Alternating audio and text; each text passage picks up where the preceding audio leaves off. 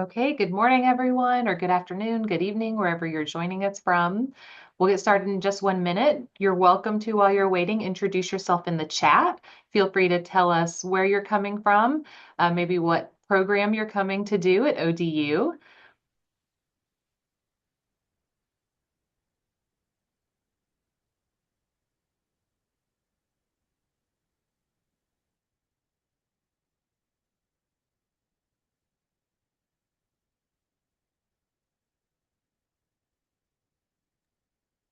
And we'll go ahead and get started. This is our final Crown Countdown webinar. I can't believe it. It's the last one. The summer is almost over. Today, we're going to be talking about campus essentials. So you're going to meet some very important campus offices that you will get to know very well when you are here. So they will introduce themselves, tell you a little bit about their office and the important things that you need to do for their office when you first arrive. We are also going to review some important processes that I know you have questions about, such as paying tuition, immunizations, health insurance, and all that fun stuff. So we will go ahead and get started. Again, feel free to introduce yourself in the chat. If you happen to know what the WhatsApp group is for the incoming students and you'd like to share that link with the other students, please do.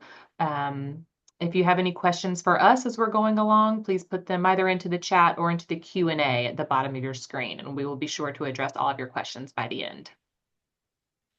All right, and now I'm going to let my colleagues introduce themselves in the order that their office appears on the slide. All right, I'll go first. Hello, everyone. My name is Steve Risch. I'm the Director of International Admissions here at ODU. Hello, everyone. My name is Rashawan Wongtrairat from the Office of Intercultural Relations. Hello, everyone. I'm also from the Office of Intercultural Relations, and I'm Nolan Darty. Hi, I am Jared Sykes. I am from the Visa office. Hi, everyone. My name is Lisa Flores. I'm the coordinator for graduate student support here at the Graduate School. Hi, everyone. My name is Laura Ray, and I'm with the English Language Center. Hi, my name is Rachel Case. I'm a recent graduate of ODU, and I am the education coordinator for the ELC. Great, I think we got everyone.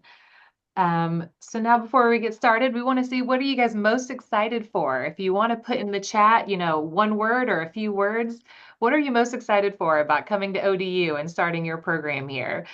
Maybe it's, meeting new people or the academics or the city, or maybe you are ready to meet, I don't know.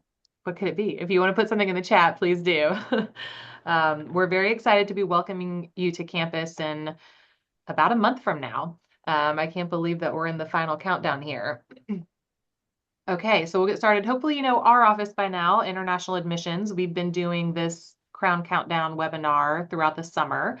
Right now we are located in Dragus Hall. We might actually be moving soon. We will let you guys know if we do. But this is the front of our building where we're located right now, and our contact information. And just a few things from our office where I'm going to let Steve talk about these. Yeah, thank you, Haley. Just a quick reminder, obviously all of you have been admitted. Most students will have a hold for their final official transcripts. So this could be your high school transcripts if you're coming in as a freshman,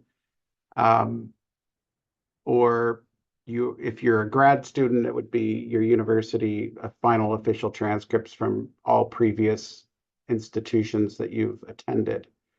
So you will see holds that are on your account. We place a hold once you are admitted for the final official transcripts. And that hold is not actually effective until November 1st for fall admitted students. So that gives you some time. And many educational systems around the world, the academic year ends later than here in the US. So usually final official documents aren't available until now, July or even August. So many students bring those with them in sealed envelopes, or they have their schools send them electronically through official electronic means, but you have until November 1st to satisfy that hold. What that hold will do will basically prevent you from registering for spring classes. The spring registration window usually opens up after the 1st of November. So be sure to review your holds in your student portal to see what exactly is still outstanding for your admissions file. So we do require official English translations, and third-party evaluations don't actually count as official documents. We can use those as translations. And the other thing is that you may still have a hold for the criminal history question. All admitted students are required to submit. It's like a 2 or 3 question survey. It takes 90 seconds at most to do.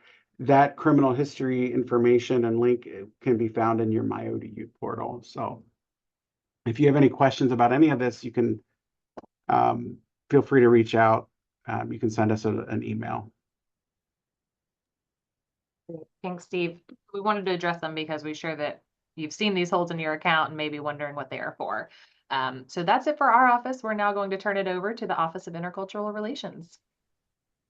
Good morning and welcome, everybody. I'm so excited to welcome you on behalf of the Office of Intercultural Relations. As I introduced myself earlier, I'm Lolan Darty, and we've also got our director, lovingly known as A, Wong Trirat. And this is the rest of the team that you see on this screen, our wonderful, wonderful team who is here to support you in all your endeavors while you are on campus. And though you will be meeting with any of us, I will be your prime contact for our Mint program. Haley, I apologize. I don't know how to click this forward to the next screen. Just tell me when you're ready. Appreciate it. So this is our OIR ecosystem, and it just shows how we're interconnected with everything on campus, as well as a few of as well as the programs that we have. The tree represents our initiatives and how we create space and student experiences. We've got different staff members that work on different initiatives, but we're all here to support you however we can. Next one, please. So our big program for our international students is the Monarch International Newcomer Transition. And we have a kickoff for this program on August 10th. And although that's the kickoff, that's not the only time we have activities. Monarch International Newcomer Transition, or MINT as we call it, because that's a mouthful, is a program that happens throughout the year. As I said, it's here to support you in all your initiatives. It's hosted by our office, and it's really a program that supports transition and engagement, and it's designed to help new international students build meaningful connections on campus and will help you successfully navigate life at ODU. So it's not just your academics, it's your whole college experience while you're here at ODU. We want to help you make the most of it. So we're encouraging you to participate in MINT, even if you can't come to the kickoff, which is on August 10th. Next, please. And this is just a little bit about me. I'm new to this office, but not new to the campus.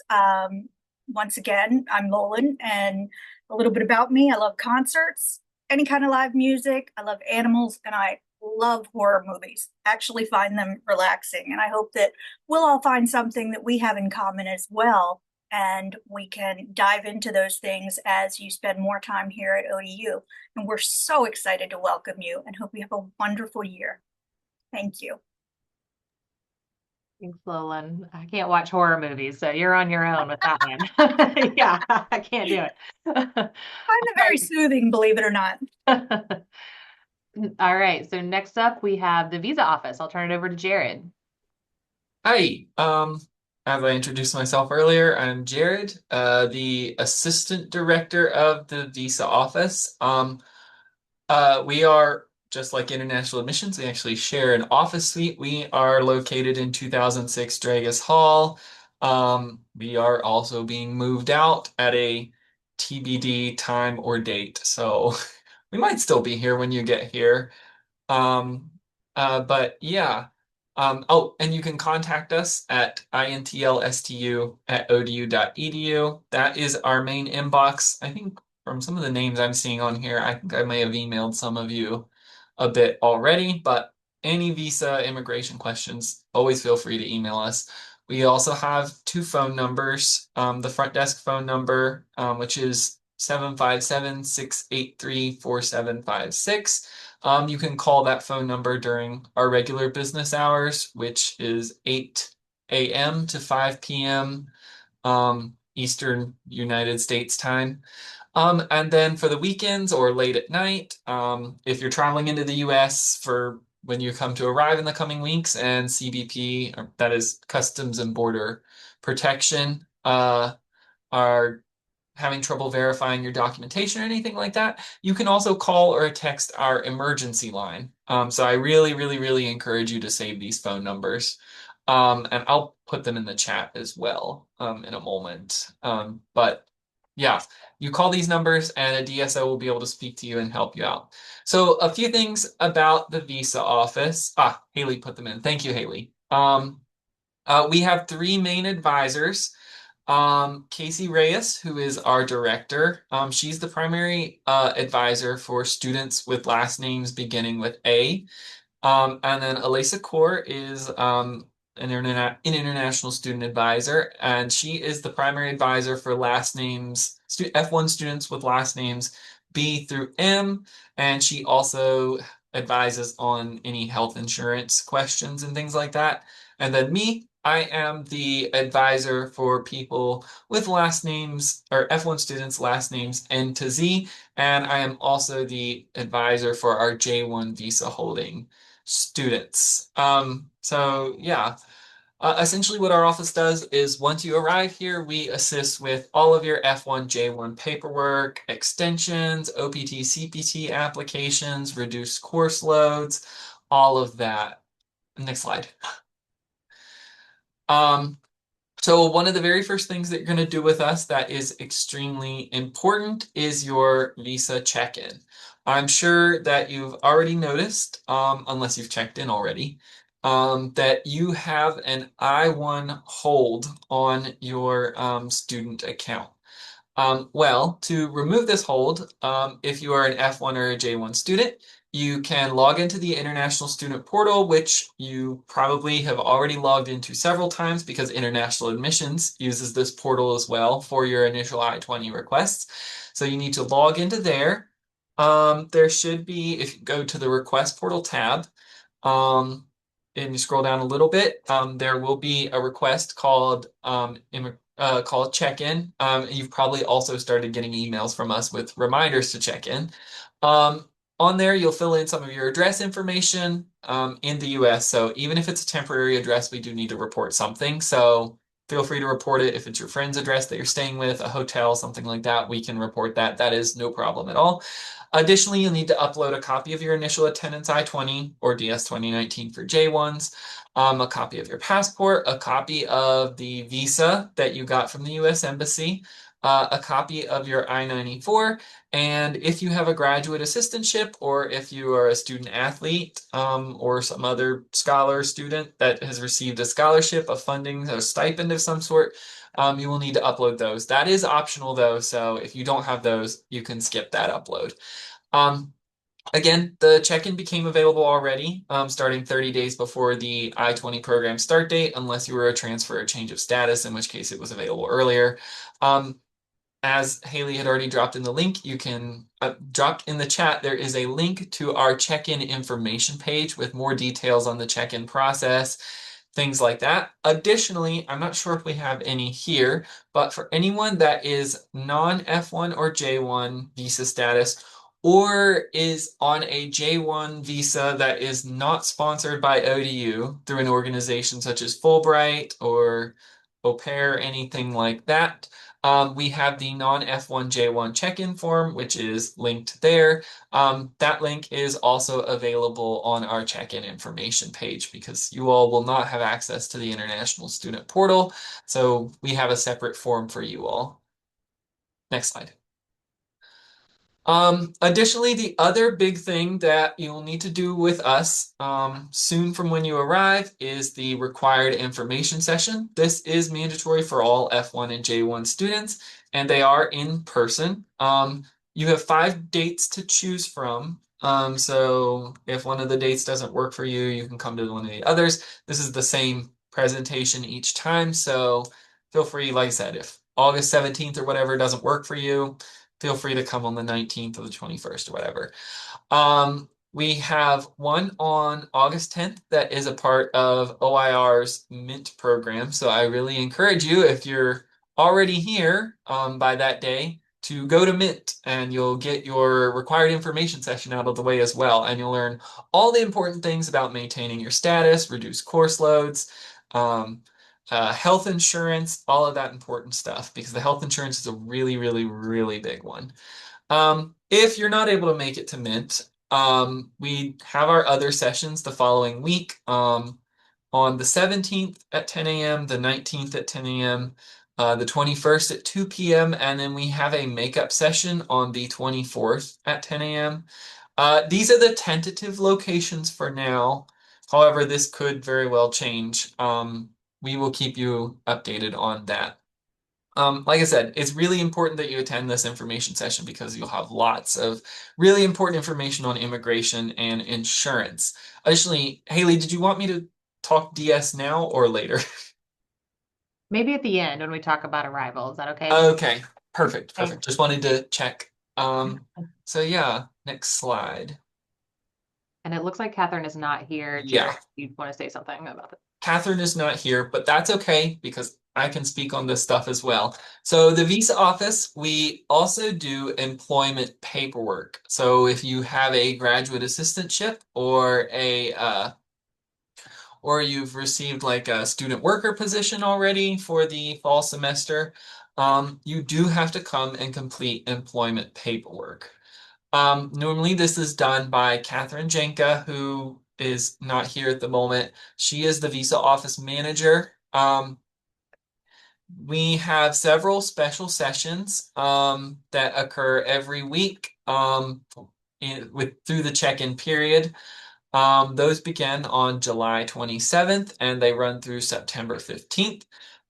They are at 1 p.m. At the visa office. Well, it's going to be in our conference room, which is Dragius Hall 2008, but you can come into the main office and we'll guide you there.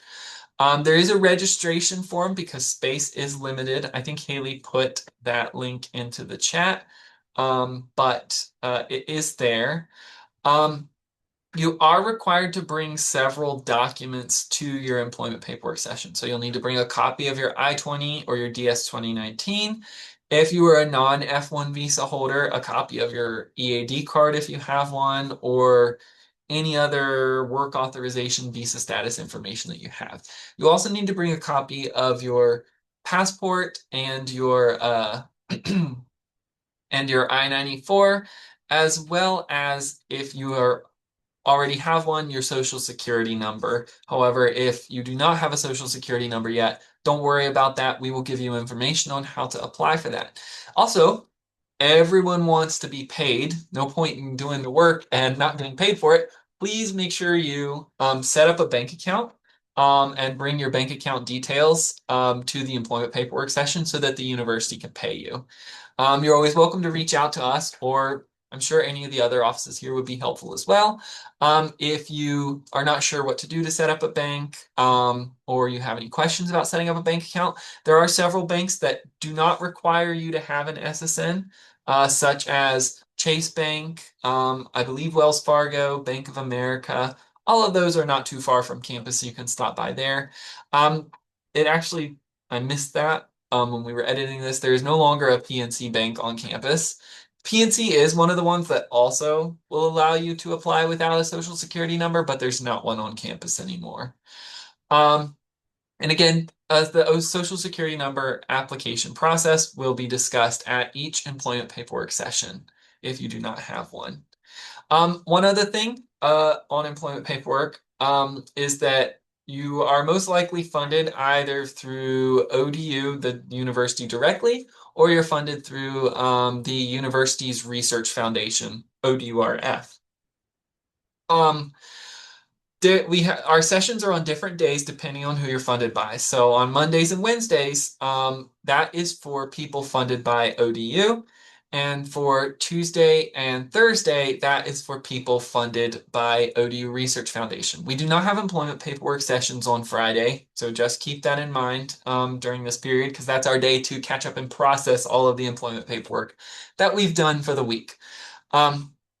So yeah, and then additionally, if there are any student athletes here with a scholarship and you don't have a social security number or an ITIN, please stop by our office as soon as you can in order to get the paperwork completed to do the tax identification number application process. And that's all I had. Thanks, Jared.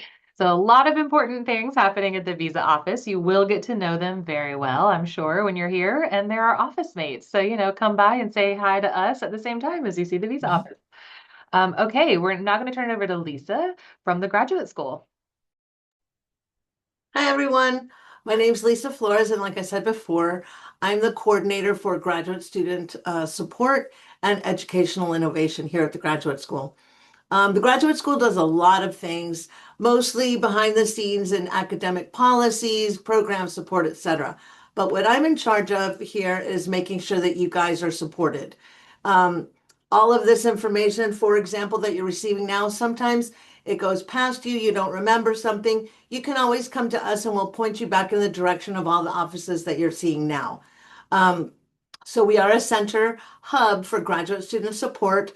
We are your point of contact for any questions, concerns, or general assistance.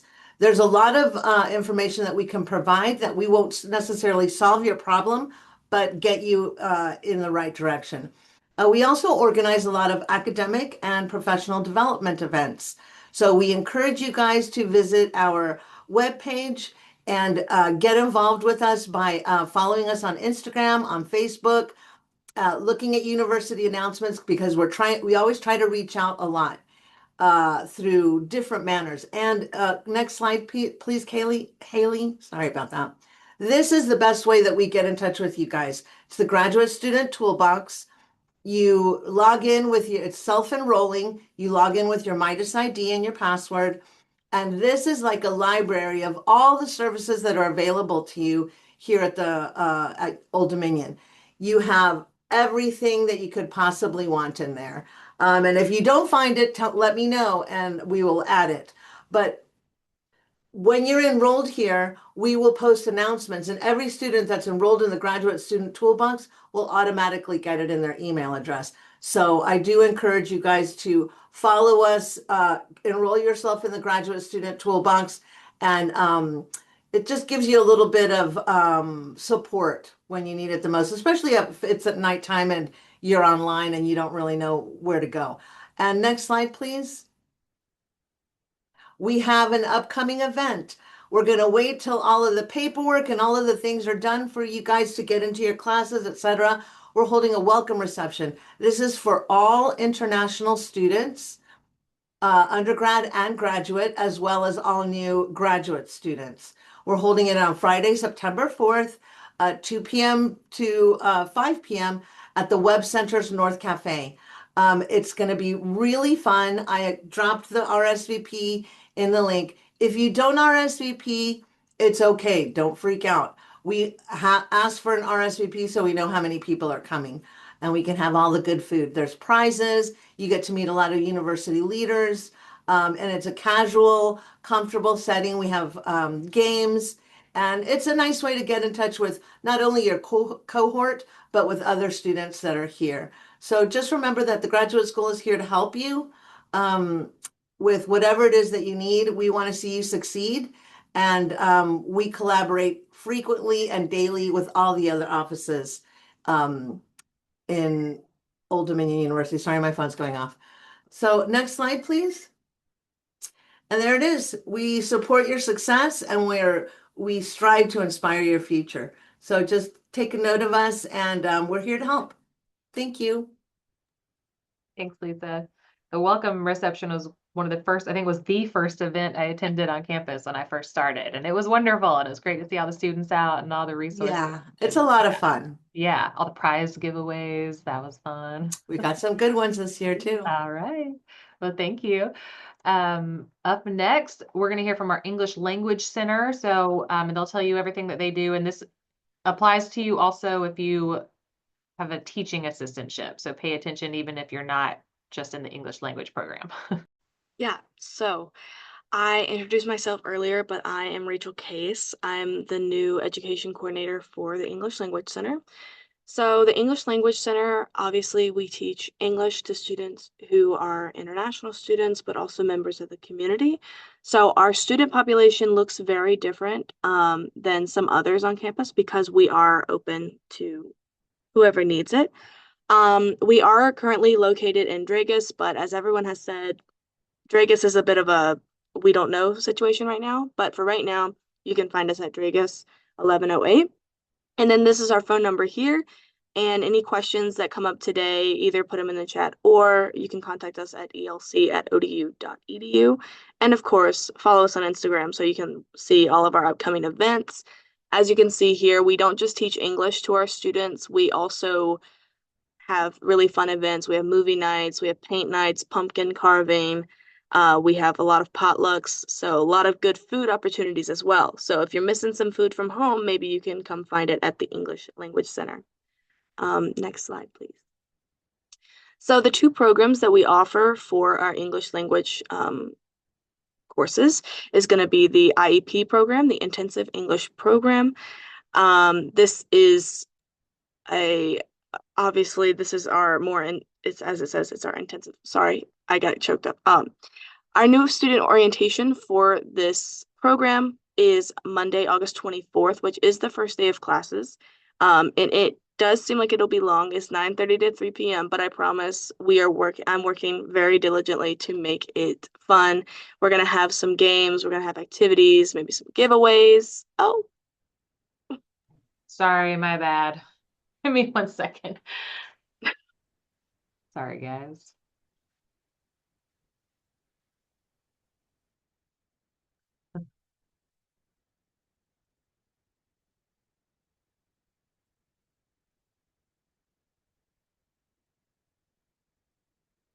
Sorry. Okay, we're back on track.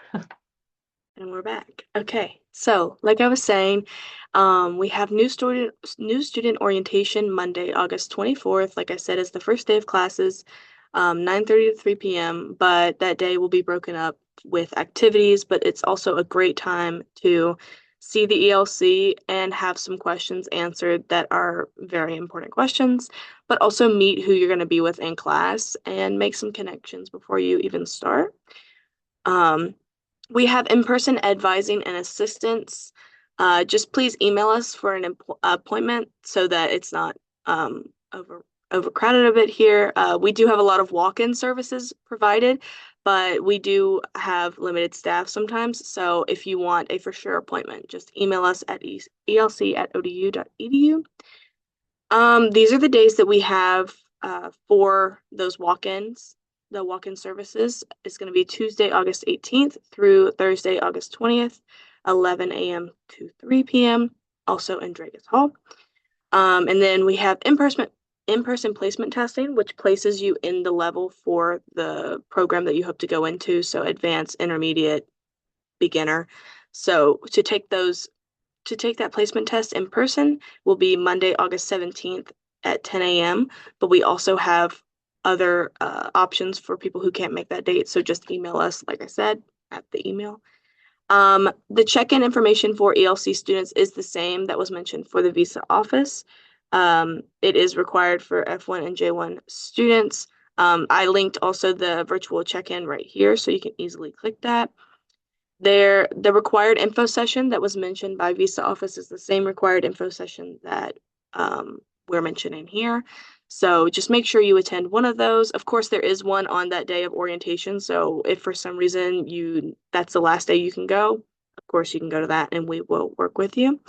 And the deadline for some of these for the check-in is August 28th. Sorry.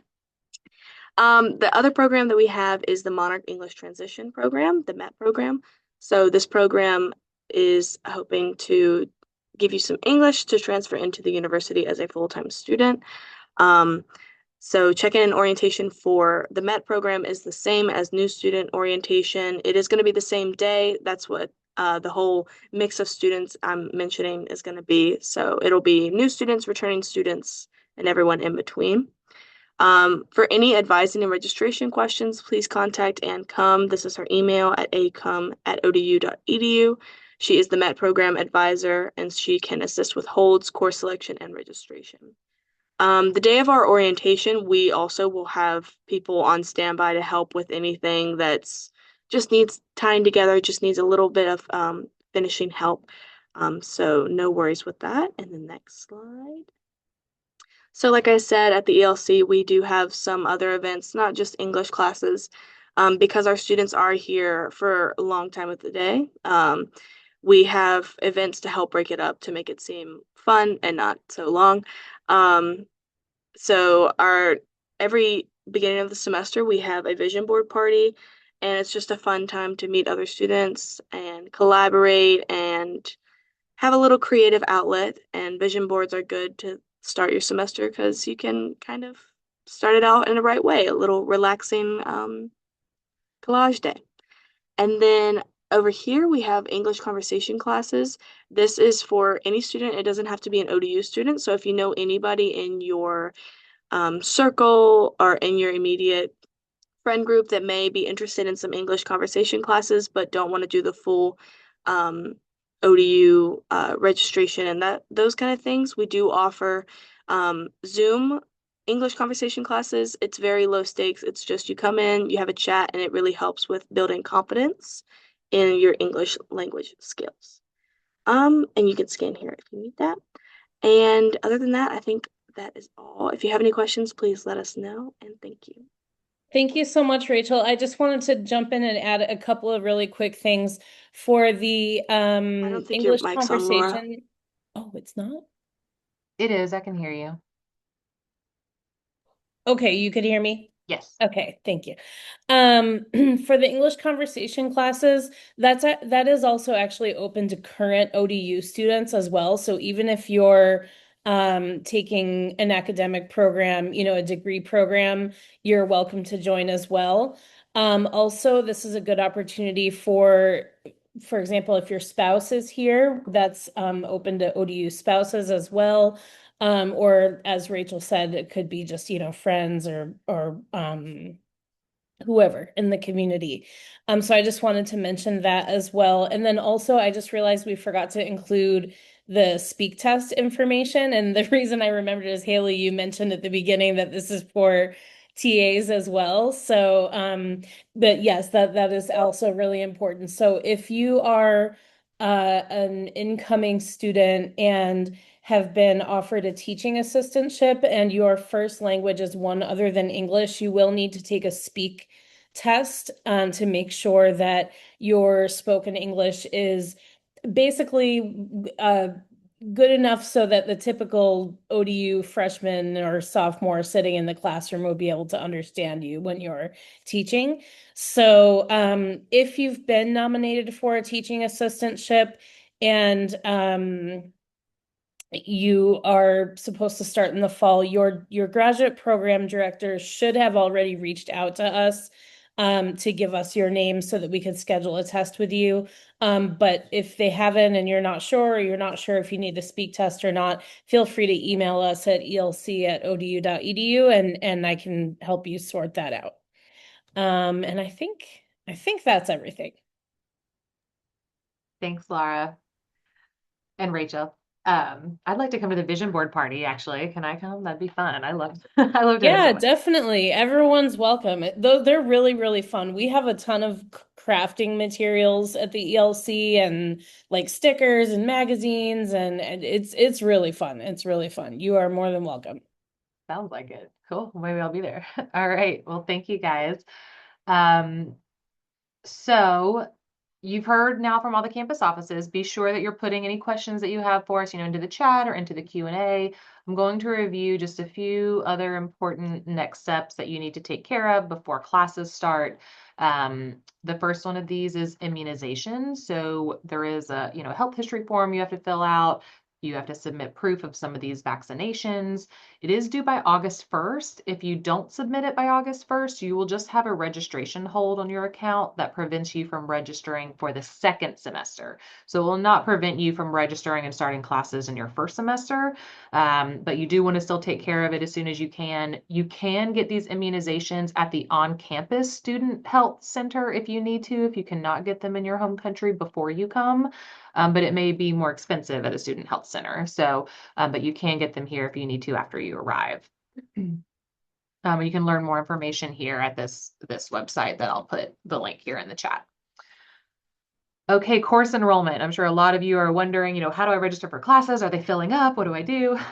So before you can enroll, most of you will have holds that you have to clear before registering. There might be an advising hold. Most of you are going to have a hold from the visa office to do that check-in. So you will have to clear all of those holds, the criminal history questionnaire that we mentioned at the very beginning from our office. So all of those holds have to be cleared before you can register. I will put these links here in the chat. It's information on how you can register. And then if you do have holds on your account that you don't understand, you can look at this webpage. Or again, feel free to just email our office or stop by our office and we can help you with this. But you will have to clear all of those before you can register. Most of you, since you can't clear the visa hold until after you're in the US, that means you're not going to be able to register for classes until after you're already here. But don't worry, every other student is in the same boat, okay? So it's not like all these classes are filling up that you're going to need, okay? For the most part, everybody gets into the classes that they need, okay? So don't be worried about that. And the visa office, if you're on the student visa, just remember you have to be enrolled full time, okay? And the visa office will go over your enrollment requirements with you at their check-in and required information session. So you can't really do this right now, but I wanted to tell you how to do it, what the process is, and you can be looking at this link for how to register when the time comes. Okay, paying tuition. So your tuition bill is not going to be generated until after you enroll in courses. So you have to enroll first, then the cashier's office will generate your tuition bill. Your tuition bill is also going to include student fees that are separate from tuition. Also, health insurance will be on there, housing if you're living on campus, and textbooks if you're opting into the textbook bundle, which I'll talk about in just a second. So all those things will also be included on your tuition bill unless you opt out. Tuition is due by the first day of classes. There are multiple ways to pay it, and there are payment plans available. So we want you to know that if you don't want to pay the whole chunk up front, that whole semester tuition bill up front, you can break it down into 4 installments, which basically equals out to about a monthly payment. And you can learn more at this website here. I'll put the link in the chat. Haley, can I add something about the tuition? Please do. The payment plan? I realized you do have to set that up before classes start. So if you, or I don't know if it's before add drop or before like the first day of class, but I'm pretty sure you do have to set it up. I think it's before the first day of classes. So just something to be aware of, because I know that we've had students try to sign up for it late and then they couldn't. So just wanted to add that helpful tip, or hopefully helpful. Yeah, no, that's really good to know, Laura. Thank you. I did not know that. So thank you. Okay, so textbooks. So this is actually a new thing that ODU is doing this fall semester for the very first time. So you might see it called the Big Blue Bundle or First Day Complete. But basically you can get all of your textbooks at once through the university on a rental basis. So it, in theory, lowers the cost. You don't have to buy all your textbooks. It makes it easy because you just enroll for the bundle and you get all your materials. They can either ship them to you, to your address where you're living, or you can go and pick them up all at once. And so your physical books, if you opt for those, or if that is the only option, they are a rental basis, which means you do have to return them at the end of the semester. But that is cheaper than having to buy them outright. And digital materials course books that they're provided that way are $22 per credit hour. So if you opt into this, it'll be added to your tuition bill. You will be automatically enrolled for this. So if you do not want your textbooks through the bundle to get all your course material at once on this rental basis, you do need to opt out. You can do that starting 3 weeks before the semester starts through the add drop deadline. Okay, so you do have to opt out of this if you do not want it. And so make sure that you either, because you're going to get all of your course materials through this or none. And so then it'll be up to you to go source, find your own textbooks and buy them and purchase them yourself, no matter what the cost is. Okay. Okay, health insurance. So all students will be automatically enrolled for health insurance. It will start August 1st, I think, and this is regardless of actually if you're in the country starting August 1st, right, Jared? I see Jared nodding.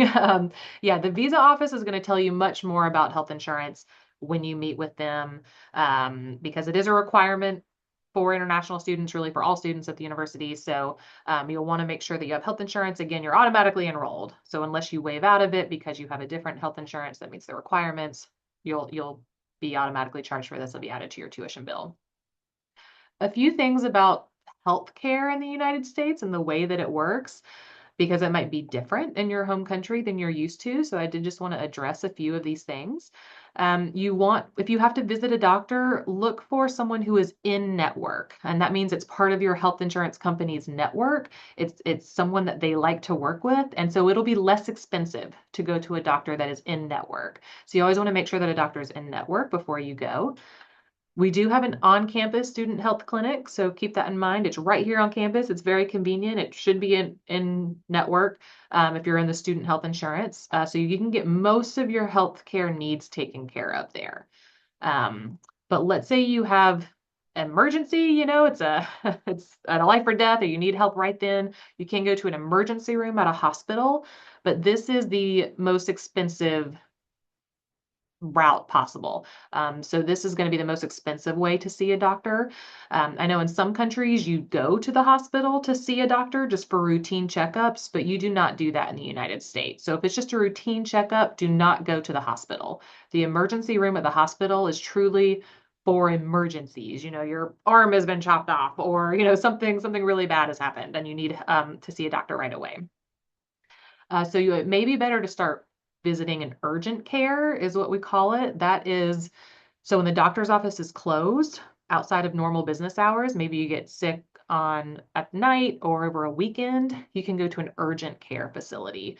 And there are many of those, around the city of Norfolk and nearby that you can go to. Okay, this is very strange, but for some reason in the United States, they do not consider your eyes and your teeth to be part of your overall body. So you have separate insurance for vision and for your dental. So keep that in mind. There is an option to purchase those through the university if you would like to. And we do have a dental school on campus, so you can do routine, cleanings and visits at the dental school on campus if you want to do that.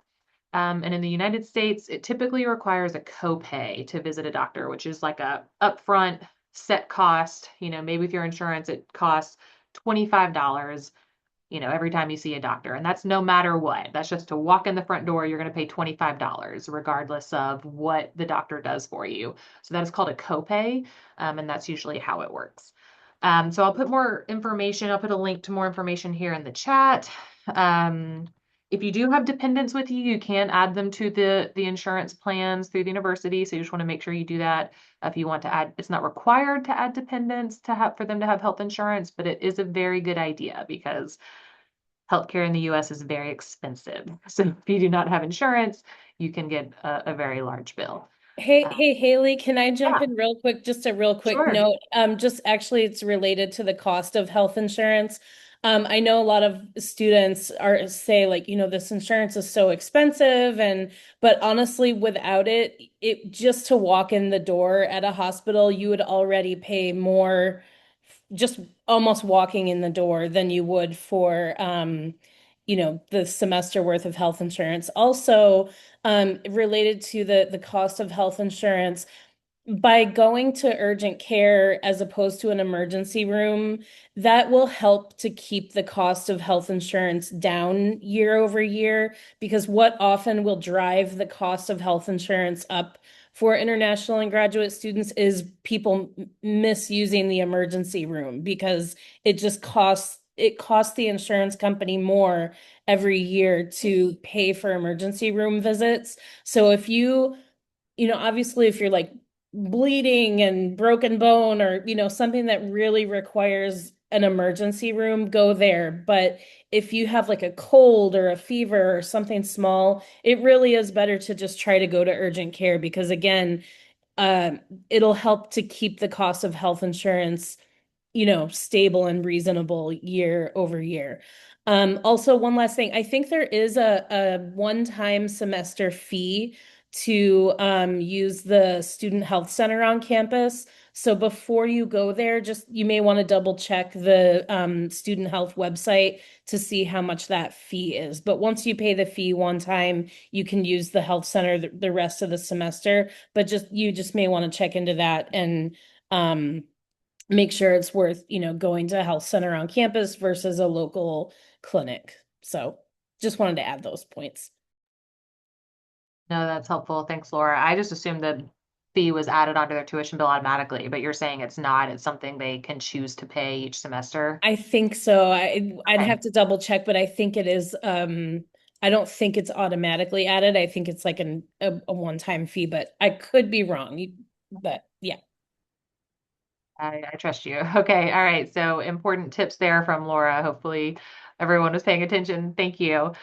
Okay, we're almost done. So feel free to, keep putting questions here in the chat.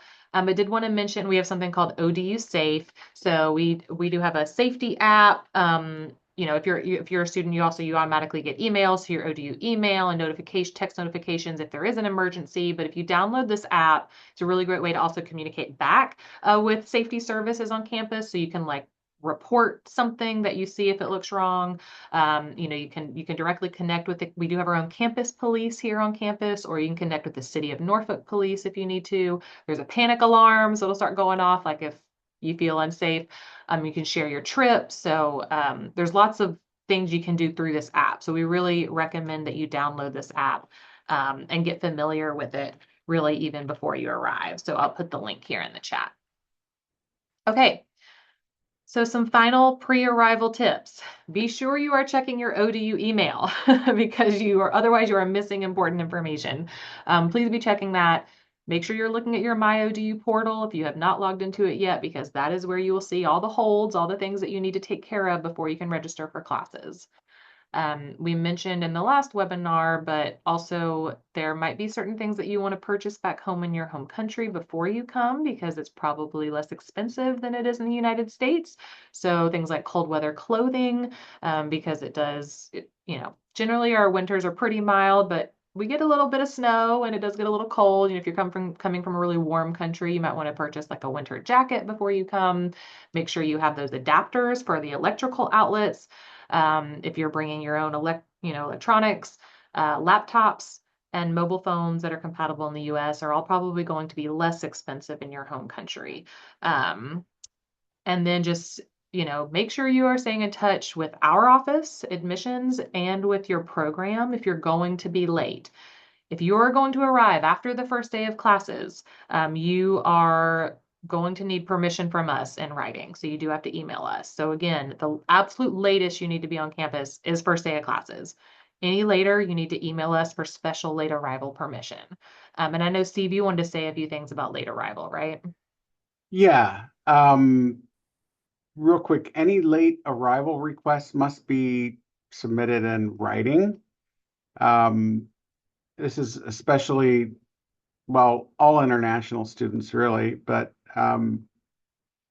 if you're on an F1 visa or a J1 and you're arriving late, we certainly need to work with you and possibly provide a late arrival letter if you're not already here in the US. So, and just a few quick reminders about dates. And the report to date on most of the I-20s is actually August 17th. So technically you need to arrive in the US by the 17th. Again, this is for F1 students. The new F1 students, the report to date. The first day of class is Monday, August 24th. So if you are arriving after the 17th of August, please let us know. Again, the only way you can do that is to submit that request in writing.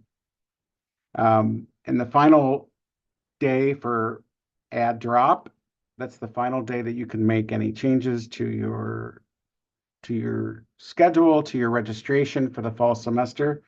That final day is September 2nd. So any arrivals after September 2nd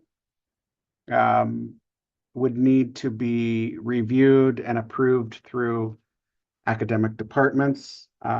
We do not allow undergraduate students to have late arrivals beyond the open registration period. So anything beyond September 2nd will not be permitted.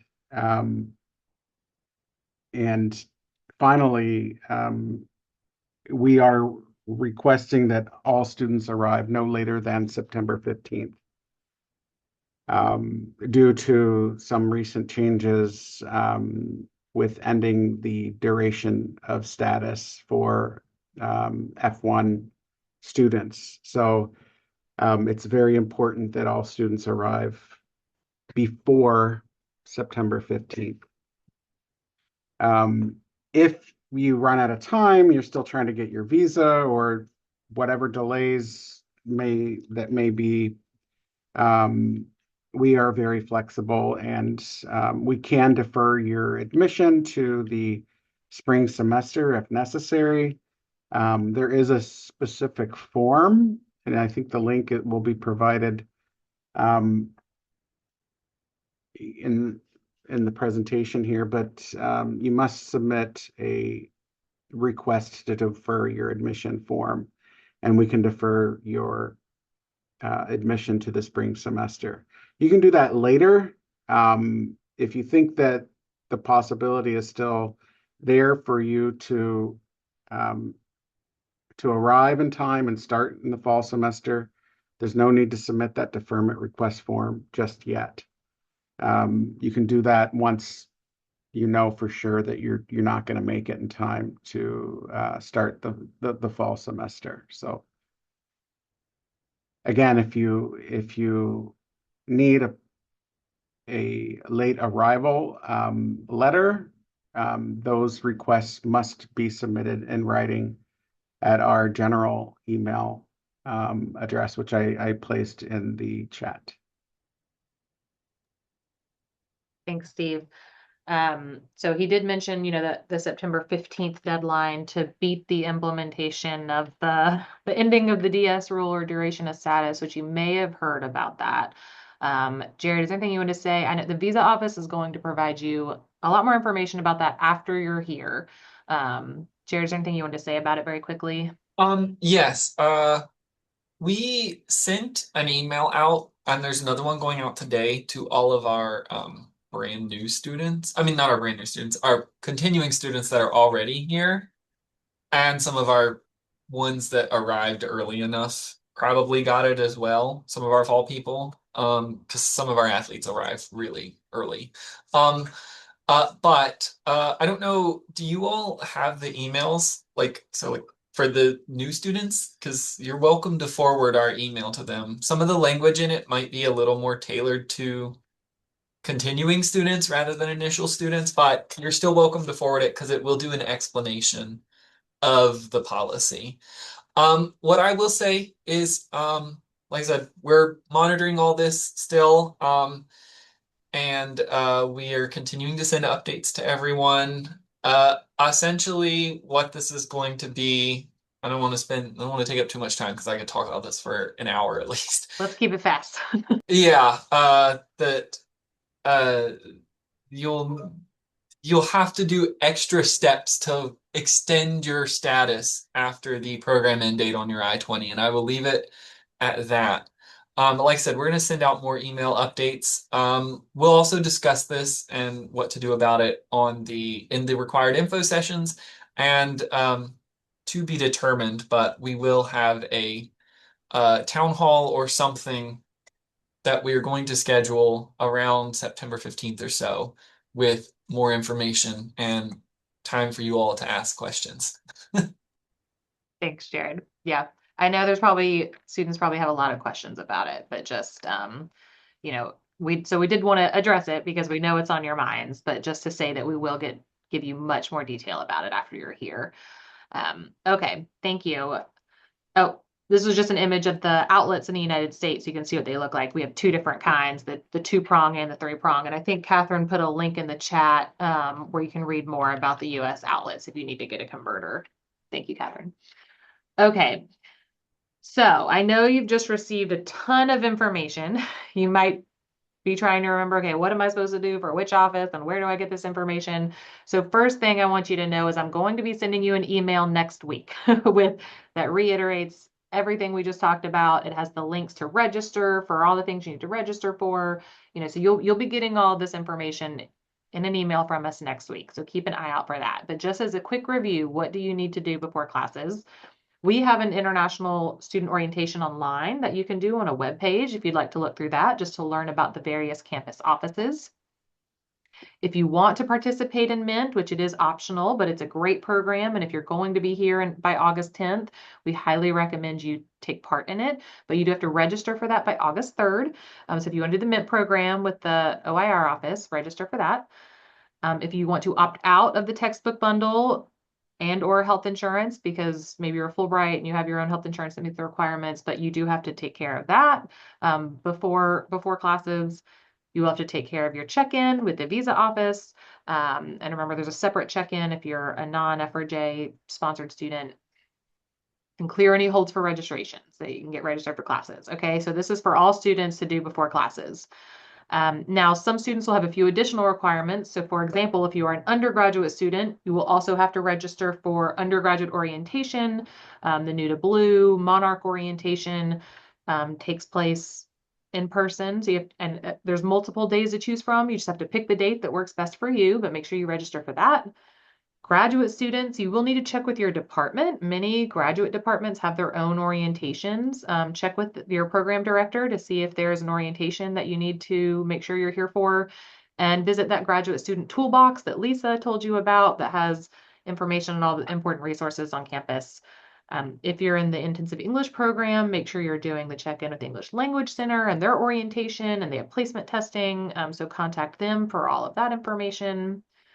If you're a student with employment, as Jared mentioned, you'll do your employment paperwork with the visa office. You'll have to register for one of those sessions. And you'll have to do that before you can start getting paid. So you'll want to take care of that early. If you have a teaching assistantship, you'll have to do your speak test. And there's something called the GTAI Training Institute that you'll have to do. It's a one-day training institute. You'll also get information about that from your department. Oh, and if anybody here is an exchange student, you'll have an orientation with the study abroad office. Okay, so this is a quick review, but again, you're going to get much more detailed information in an email next week. Okay. All right, just a few resources and reminders. We just sent out an email about this, I believe this week. You should have gotten it from our office. But if you're looking for a SIM card or an eSIM card for your cell phone to have cell service while you're in the United States and data, there is an option through something called Campus SIMs. So we sent you an email about that. Please refer back to that email. It's not required that you get an eSIM card through Campus SIMs. There are other options out there, but this is a low cost option that is very good works for many international students. So we recommend looking into it.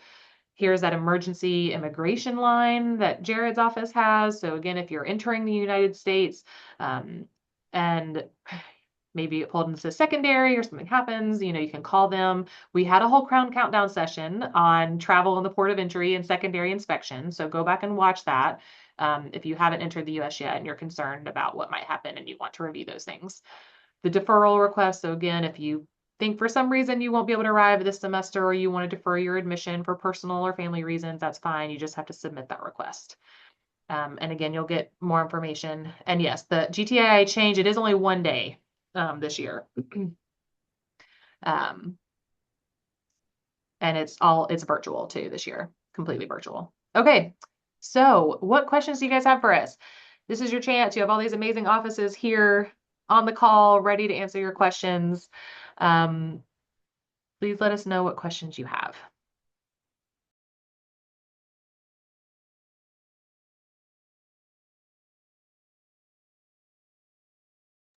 Or is there anything else that you guys wanted to say? Offices on the call.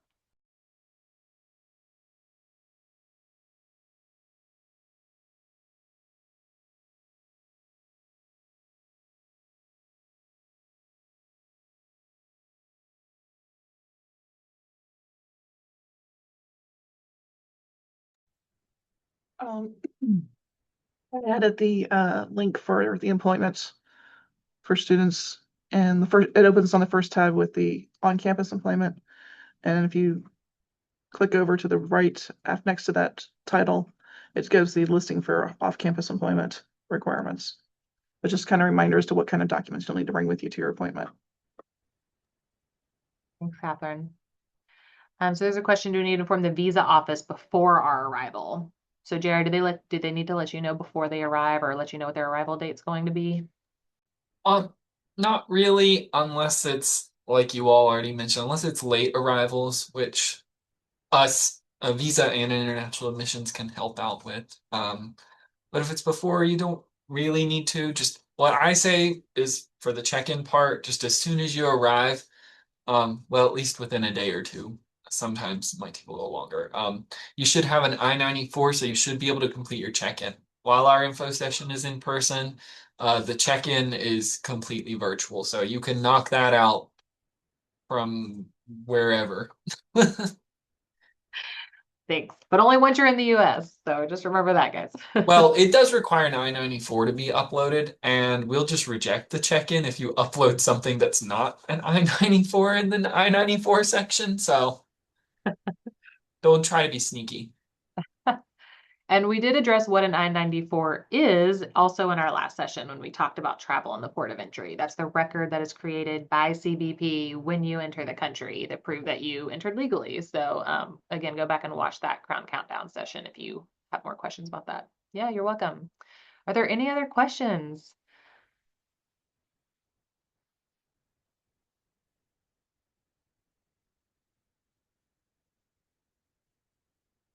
Great. Well, I think you have all of our contact information if you do think of something. And again, our office will be emailing you next week, so you're welcome to just respond to that email if you think of a question by then. And we thank you for your time, and we are very excited to welcome you all to campus very soon. So we hope everyone has safe travels. And yeah, don't hesitate to reach out if you need anything.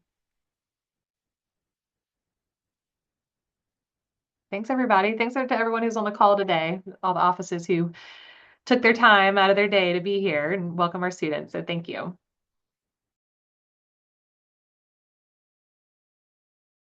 Yeah. Thank you, Lydia. Thanks, Samuel.